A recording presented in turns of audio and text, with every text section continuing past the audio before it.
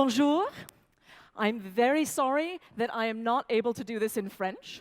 So as a result, instead, I have brought photos to do this with, because that is a language. It's a universal language. So let me start by talking about stories. This is what I'm going to talk about. Stories about countries, stories about people. But first, I want to tell you my story, because my story will help you understand how I got here and why I think what I do. So, like many of you in the room, I'm a global citizen. I was born in London. My mother is Chinese American. My father is Irish. My grandmother was a servant who basically could not read.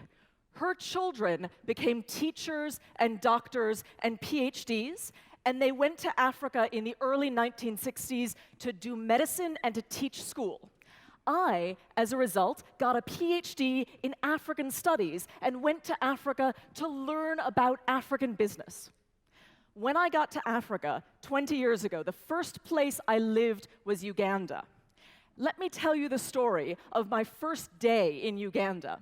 So this is a sense of the value of the unfamiliar. This is why we're starting. I'm not going to talk specifically about Morocco today. What I'm going to talk about is some of the countries that we've been hearing about all morning. The US, China, I'm going to talk a lot about Africa, and I'm going to talk about the youth. And by metaphors, by talking about things that are nearby, that are like Morocco, we'll begin to understand some of the things that are going on in Morocco.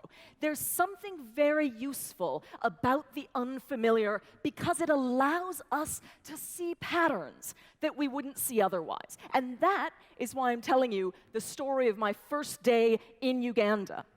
This is what they call a taxi park in Uganda. This is public transportation in Uganda. They have these same vehicles all over the world, or at least particularly in Africa. All over Africa. In Uganda, they call them taxis. When I got to Uganda to live, I had to find a taxi in this place to take me home. I had no idea where I was going, and I was frightened. I stood exactly in this place and thought, there is no way that anybody can figure this out. It's too chaotic. But here's the thing. Eventually, I learned by asking people. But if you look at what looks like chaos from a different perspective, then you can see the patterns. This same place looks like this on Google Maps. What looks like chaos from one angle is organized from another angle. We can see what things look like. That's the idea of this talk. So let's then move directly into countries and narratives and start with the United States. In order to understand why a country behaves the way it does, we have to understand the narrative of the country, the story that the country tells itself and tells its people, in the same way that every company has a story that it tells itself, and every person has a story that it tells him or herself. I told you my story. So the US story is fundamentally about the American dream. The idea of the American dream, first and foremost, is that if you work hard, your children will do better than you have done. That is the promise of the American dream. And it looks like this. It's very colorful. There's lots of barbecuing. There's lots of, things, lots of grass. Actually, this is not what America looks like. It's not what the American dream looks like. This is more what the American dream looks like. It's far less colorful. It's far less spacious. But it's still neat, and right now, the American dream involves unemployment rates that are less than 4%. If you simply take a look at America through the lens of an economist, without understanding the American dream, you would think that America is doing very well. The economy is strong, the stock market is strong, hiring is strong, unemployment is low, GDP growth is good. Everything looks good, doesn't it? But let me show you why Americans are angry. So when we talk about what has happened in the past 2 years in America, and actually for several years before that, make America great again, we need to understand why these people are angry, even though they have jobs, even though GDP is growing, even though the economy is doing well. Let me show you at least one reason why they're angry. This is a graph. This graph shows hourly wages for American workers from 1964 to 2018. The only thing you have to see in this graph is that American workers have never been paid as much as they were in 1973 if we adjust for prices. So after inflation, American workers are getting less well off than their parents were. That is the violation of the American dream. And if we put together that narrative with these economics, we can begin to see why people are upset. We can begin to see the fact that all of this buying that Americans are doing, so much of it depends on credit. Americans are not living the American dream. They are buying the American dream on borrowed credit. That is one of the reasons why when we talk about Donald Trump, he understands what is keeping some part of the American population up at night, and he speaks directly to that thing. And that thing is the fear that they will never have the American dream and that their children will never do as well as they are doing right now, let alone better than they have. So let's move away from the US for a minute, and let's move on to a country which has actually done this in a very good way. So Rwanda is a country which obviously suffered intense violence during the genocide in 1994. It's a country where the kinds of violence, the kinds of horror is impossible for us to understand. But as a result, the country as a whole feels a responsibility to build itself back up. And it has built itself from this into one of the safest countries in Africa, a tremendously fast-growing country, which is growing at least about 8% per year per annum. But even more than that, there are lots of countries in the world which have policies, which are excellent policies, which are not necessarily always put into fruition. Many countries can create good policies, but not very many countries can actually implement those policies. Rwanda is good at implementation. What do? Well, one of the things that they do is they have a leadership retreat for the entire government every year. I was actually lucky enough to go to this leadership retreat this past year. Every single top member of the government, every cabinet minister, all the ambassadors, all the generals, the heads of the police, just about everybody at the top of government goes to this every year, and they all sit down and they figure out what is making it hard for them to do their jobs and how to fix it. So just to give you a sense of what this is like, first of all, everybody travels by bus. Remember, these are cabinet ministers. They're judges on the Supreme Court. They're generals. Everybody travels there by bus. The email that they sent me in preparation for this meeting said, please bring your own soap and towel. None will be provided for you. Cabinet ministers cannot take their own cars, and they are expected to bring their own towel. We stayed in an army barracks, and every morning we woke up at 6 o'clock in the morning and did exercises all together. This is a way to break down hierarchies. People are here to work. They're not here just to have protocol. And then the most important meeting is every day, each person, or at least a number of important departments, present to the president. And the president asks them, they have goals, they have KPIs, key performance indicators for these government departments. And the president says, why didn't you manage to hit your targets?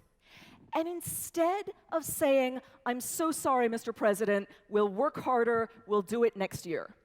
That would be the easy thing to say, but that's not where they leave it. What he asks is, why? How can we help you? We have the entire government sitting in this room. How can we help you get over the roadblock that has caused you trouble? So if it was a problem of getting permits for expats, where is the minister in charge of that? why was there a problem in getting these permits? Do you understand how much FDI we just lost because we didn't have those permits? And if that minister says, well, it was because we had trouble with such and such or so, he goes to the next person. This is not just something that helps with implementation at a country level. This is something that those of you who are running businesses can learn from. It's not just a question of asking people to apologize. It's a question of trying to figure out why, and of asking questions in a way that asks your employees to ask their staff, why didn't this work? Let's figure out how to make it work. So let's move on again to Lagos State. So Lagos State is one of the most entrepreneurial, one of the most experimental cities in the world, I think, and certainly on the continent.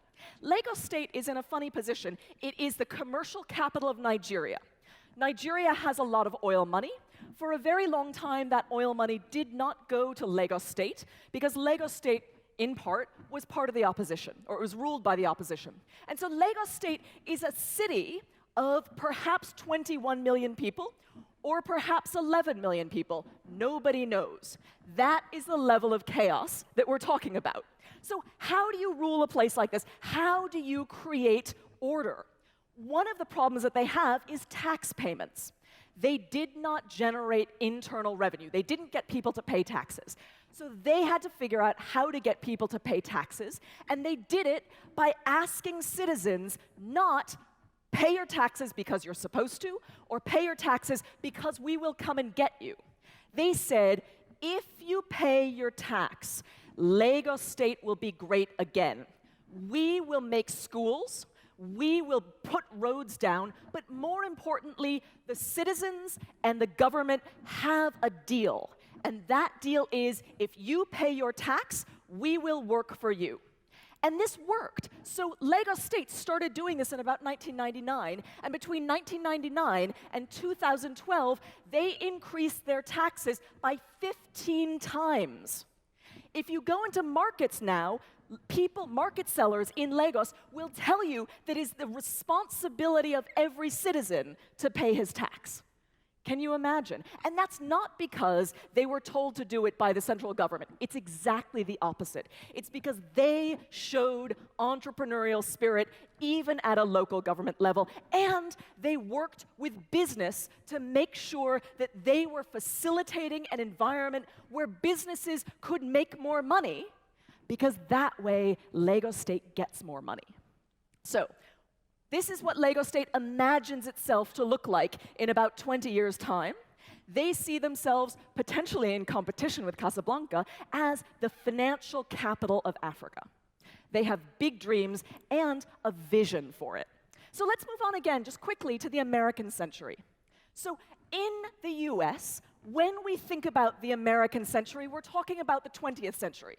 We're talking about the century where the US put a man on the moon, and where some of the biggest corporations in the world were not only built, but assisted the government in putting the man on the moon. It was not the government that did it by itself. It was not the government that taught or told Bell Labs what to do. It was private and public working in partnership with one another. And at the same time, neither government nor the private sector was telling people, you should work because then you'll have a job, or you should work because then you'll get rich. No. What our president, John F. Kennedy, said in his inauguration address was, my fellow Americans, ask not what your country can do for you. Ask what you can do for your country. The question is, how much can we pull together, work together, sacrifice together to make this work? So the turn of the millennial, what does this mean for those of us who are living now with young people who are thinking differently? Nowadays, young people, the millennials, they want to have a narrative which goes beyond wealth, which goes beyond power, which goes toward helping the world. Partly because they recognize that wealth and power are only means to an end. Why have wealth why have power if you're not going to do anything productive with it? The other thing is they don't expect to have the kind of wealth and the kind of power that people once had. So now what we see is productivity, which is the driver of growth at a business level as well as at a country level. And the question is, how do we drive that productivity, especially among young people? Part of the answer is many young people feel as though the reason that they're working is just to work. They have to work, they're supposed to work, they need to put food on the table, they need something. But it's not something that makes them excited. It's not something that makes them want to work hard. It's not something that makes them want to ask questions, and it's not something that makes them want to innovate.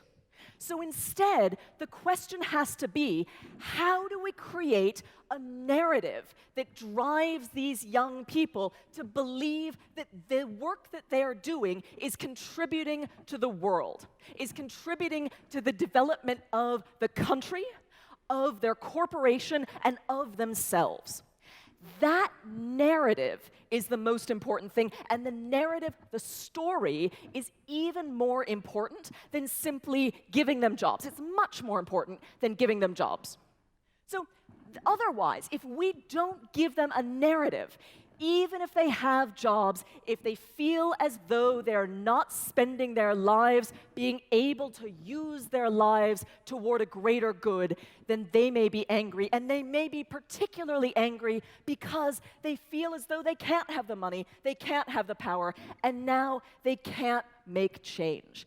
And that's when they become too young to be this angry. So the Chinese promise, just to sort of finish up, what is the Chinese promise? Well, the thing to remember about China is that China is not a poor country that became rich.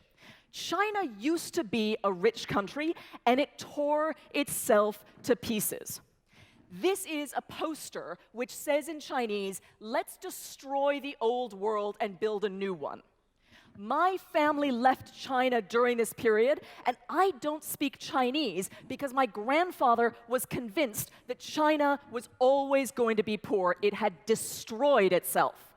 Of course, it now has started to grow, and it started to grow when Deng Xiaoping, and we heard about this morning, Deng Xiaoping made the following promise to the Chinese people. Let some get rich first, others will get rich later. Now, just think about that for a moment. It's a radical thing to say, and it's even more radical for a communist leader to say in a communist country. And indeed, as we know, some people in China have gotten rich, and some people have not yet gotten rich. And we can see this on a map. This map shows regions of China mapped on to the GDP per capita of other countries. And just to show you, some people in China, and this was 8 years ago, it's gotten worse since then. Some people in China are living as though they're in Singapore or Qatar.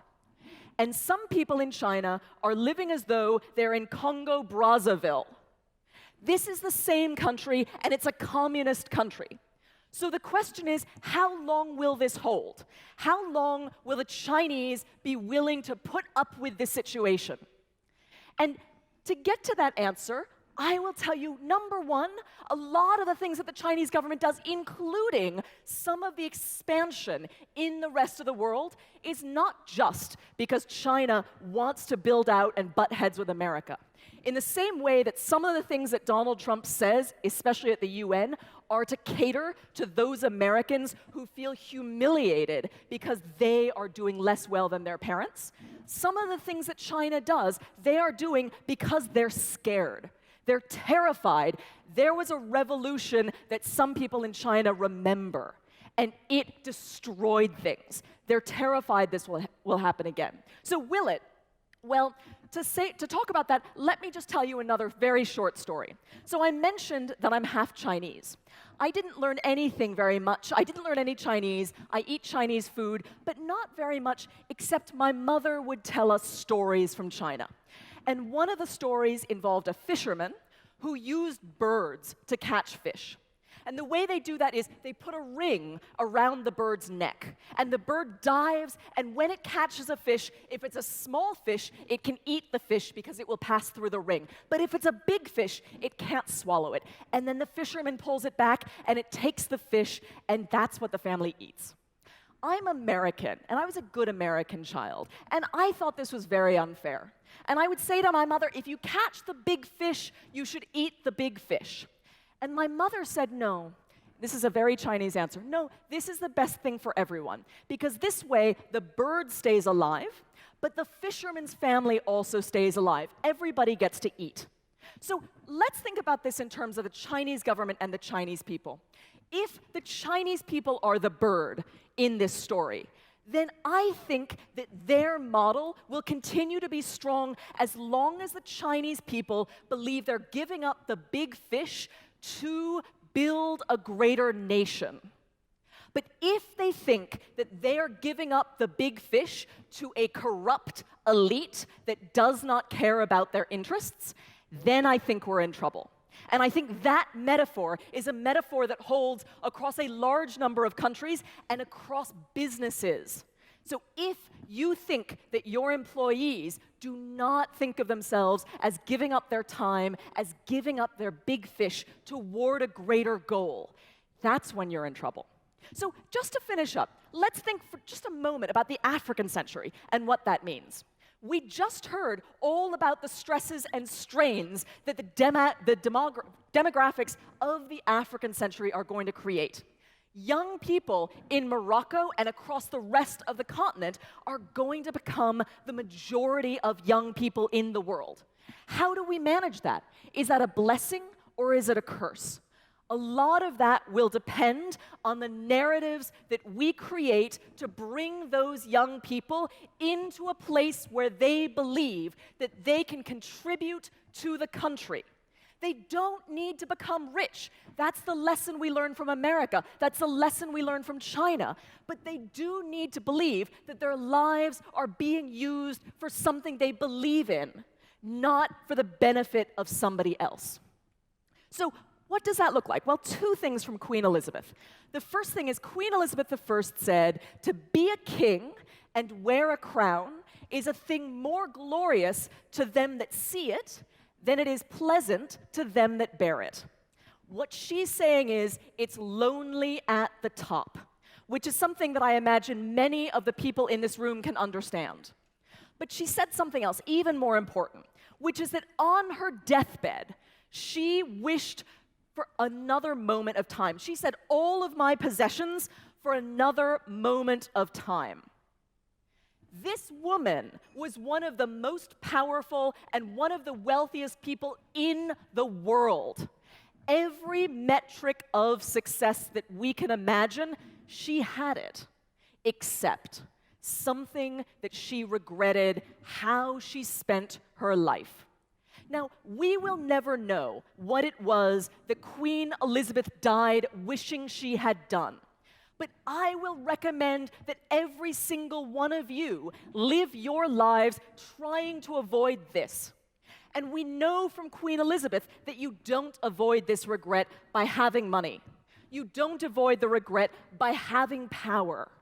There's something else that you need. And I will challenge you, I will ask you, and I will plead with you that the thing that you have in this room is a kind of noblesse oblige, right? And that noblesse oblige has many things that it requires, but one of the things that it creates is the ability and the responsibility to inspire people to dream of a better world and to imagine their full potential. You are the people in this room who can create that new world for the young people who come after you. And if you don't do it, those young people will grow up without that narrative. They cannot do that for themselves. They're depending on you. They're depending on you to set the scene so that they can come afterwards and help to build and set the scene for the next generation of Moroccans and of Africans. And the very last quote, which is from Nelson Mandela, is, if you talk to a man in a language he understands, that goes to his head. If you talk to him in his language, that goes to his heart. I wish I could have given you this talk in either French or in Arabic, because that would go to your heart. But again, if we take this in a narrative, if we take this as metaphor, when you speak to people, understanding what keeps them up at night, understanding what they long for, understanding what they want, and then speaking directly to that thing about them. You're telling them your story. You're listening to their story and speaking to them in a way that gets to their heart from their story and that comes from your heart, from your story. That is how we create not only corporate growth, but also national development, and that is how we will create development in Morocco and in Africa to bring Morocco to the forefront of what Africa can be for the remaining part of the African century. As Morocco leads into the future, as we heard this morning, the most important thing is for Morocco as a country and for every business in the country to decide, what is it that Moroccans do? Who are Moroccans, and how can we translate that into something that everyone in the country wants to be a part of and wants to work toward? So people stay, so people come back, and more than anything else, so people stand up proudly and say, I am proud to be a Moroccan, and my country is leading my continent and leading the world forward. Thank you very much. Merci, shukran.